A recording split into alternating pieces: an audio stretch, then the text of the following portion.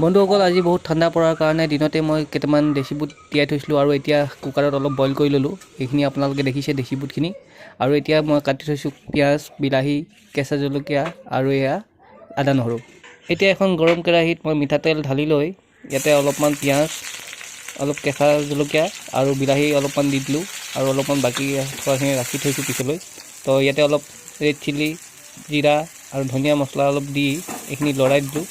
তাৰপিছত মই ইয়াতে বইল কৰি থোৱা বুটখিনি ইয়াত দি দিলোঁ আৰু এনেদৰে অলপ সোৱাদ অনুসৰি নিমখ, তাৰপিছত আদা নহৰু পেষ্টখিনি দি দিলোঁ আৰু অলপ ভাজি লোৱাৰ পিছত মোৰ বাকী থকা পিঁয়াজ, বিলাহী আৰু জলকীয়াখিনি মিহলাই তাত অলপ নেমু ৰস দি দিলোঁ আৰু শেষত মই অলপ ধনিয়া গাৰ্নিছ কৰি দিলোঁ। দেখিবলৈ খুব সুন্দৰ হৈছে আৰু এতিয়া মই ইয়াক পৰিৱেশন কৰিম। ইয়াত চাট মছলা অলপ ঢালি ল'লোঁ। ভিডিঅ'টো ভাল লাগিলে লাইক এটা দিব আৰু কমেণ্ট কৰিব নাপাহৰিব আৰু আপোনালোকেও বনাই লৈ জুতিৰে খাওক। আজিলৈ এৰিছোঁ, ধন্যবাদ।